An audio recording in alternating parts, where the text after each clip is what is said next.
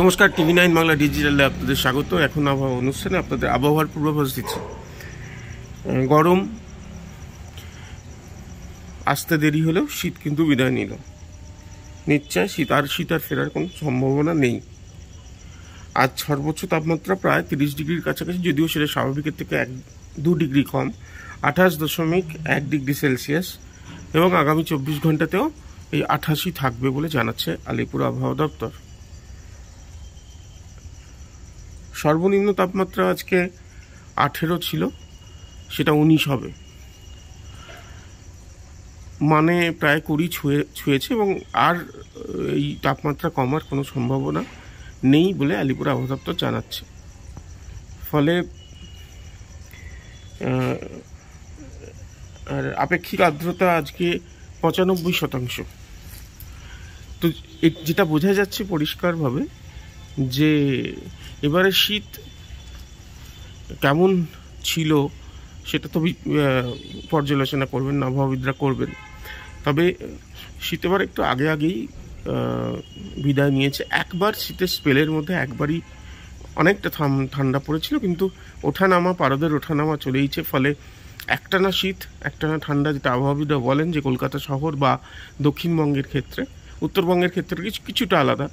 দক্ষিণবঙ্গের ক্ষেত্রে যেটা হয় যে এই আবহাওয়ার যে ওঠাপড়া এটা চলতেই থাকে, অর্থাৎ পারদের তাপমাত্রা কমা এবং বাড়া এটা চলতেই থাকে। ফলে একটানা শীত এখানে খুব একটা পাওয়া যায় না। এবারেও সেরকম পাওয়া যায়নি। একবারই খালি কলকাতা শহরেও 10-এর কাছাকাছি নেমেছিল, জেলাতে আরও কম হয়েছিল, কিন্তু সেটাও বেশি দিন স্থায়ী হয়নি। আপাতত যেটা জানা যাচ্ছে যে শীত এবারকার মতো বিদায় নিচ্ছে, আর ফিরে ঠান্ডা আবারও পড়বে, একবার ঠান্ডা হবে এরকমটা আর পূর্বাভাস আসবে না, এটা আবহাওয়াবিদরা পরিষ্কার জানিয়ে দিচ্ছেন।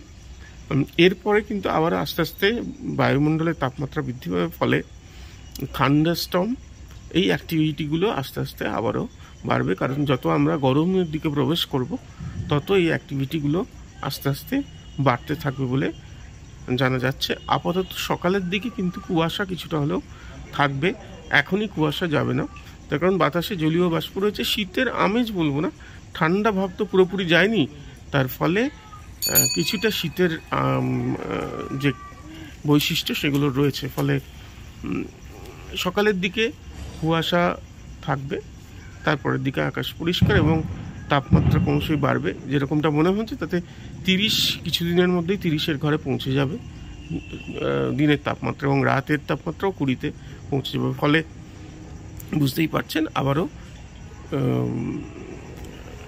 গরমের জন্য প্রস্তুতি, গরমের দিকে আমরা এগিয়ে চলেছি। এখন আবহাওয়া এই পর্যন্ত, আবার আগামী। নমস্কার।